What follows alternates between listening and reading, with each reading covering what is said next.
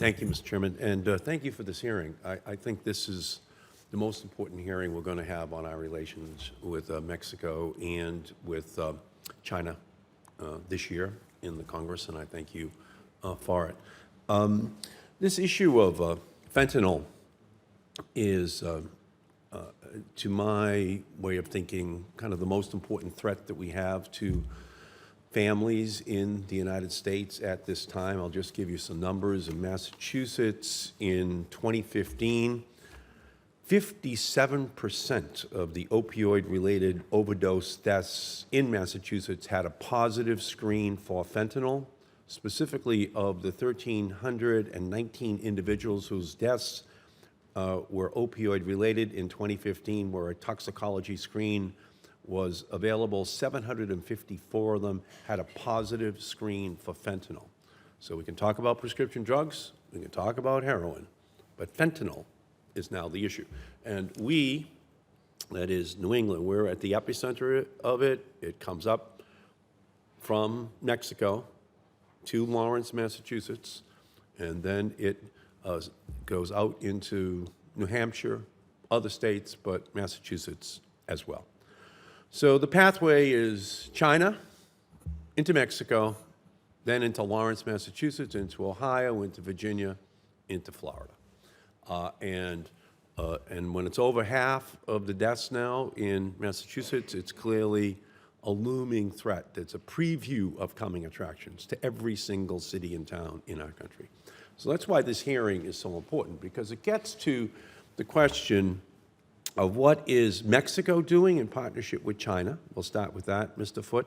What is specifically Mexico and China at the highest governmental levels doing in order to interdict this new synthetic formula that is lacing heroin with a drug 50 times more powerful than heroin, so powerful that the DEA doesn't even let its dogs any longer sniff for fentanyl for fear that the dog will just die with the first sniff of fentanyl.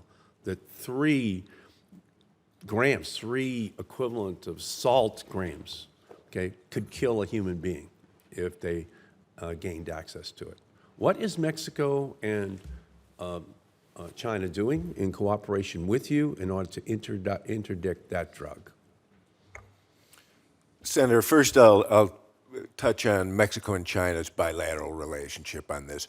With our support, Mexico and China are meeting and discussing fentanyl regularly every year.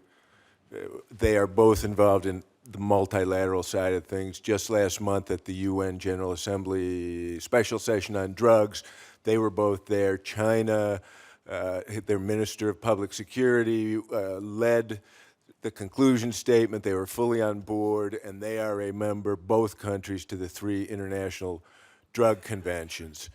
We also sponsor in the United States 2 annual fentanyl and precursor chemical conferences with Mexico and China. So how successful is this effort so far? That's a good question, Senator. Fentanyl is a new problem for the Department of State and INL, and it's one where we are applying lessons we've learned with other substances and in other crime areas over the year, and at this point, we're working as hard as we can to have success, but I can't quantify Has success. it been elevated to the highest level? In other words, with human rights and copyright infringement, is this issue now at the highest level of negotiations with the Chinese government and with the Mexican government? It is. Mr. Chester went down in March with our folks and spoke to a large interagency group headed by the Attorney General in Mexico on this issue. We regularly engage with China. Our diplomats are going to China next week at a very high level diplomatic engagement where they will raise it. We raise it regularly in the Joint Liaison Group on Law Enforcement, which has a counter-narcotics working group that meets throughout the year. And we've actually seen some positive signs from China. Last year, What is the evidence? If you were going to convict them of doing something, what would the evidence be convict them? To convict. Convict China of actually doing something to block this from coming into Mexico and then into the United States. What would the evidence be to convict them of doing good? Of doing good. Okay. We've seen encouraging progress. There's still plenty to do. Last year, their Ministry of Public Security officially controlled 116 new substances, including several analogs of fentanyl, and they have expressed high receptivity in continuing to receive information on new synthetic substances to us to efficiently control them. So they are doing something. There is more that can be done. Clearly, we have the evidence in 2015 in Massachusetts, and it's going to be worse this year, in 2016, that there's slim evidence that this thing is being slowed down. In fact, it's very clear that it's intensifying, and it's going to kill. It's going to kill ultimately tens of thousands of Americans every year. Every year. There's no other threat to our country that even matches that. Every single year, fentanyl is going to be able to do that. So if we don't stop it, it dwarfs every other issue. Every other issue will be a footnote compared to the magnitude of the impact on American families. Mr. Chester, can we just go to Mexico? What is the level of cooperation that you are getting from the Mexican government in interdicting fentanyl coming into the United States? We know it's El Chapo and his gang that's responsible for the traffic that comes up to Lawrence, Massachusetts, but pretty much for the whole country. What's your success level with the Mexican government, getting them to understand the magnitude of the threat to the American people? Senator, I would tell you that I personally have been down there twice and then have dealt with the Mexican embassy here in the United States. I will tell you that they understand how seriously we take this issue in the United States. They understand that this is our top illicit drug priority. And they also understand that it's not just heroin, but it is heroin and it is fentanyl. In a meeting down there in February, I put fentanyl on the table. And I won't say that it was a first heard for them, but they weren't really familiar with how seriously the issue was in the United States.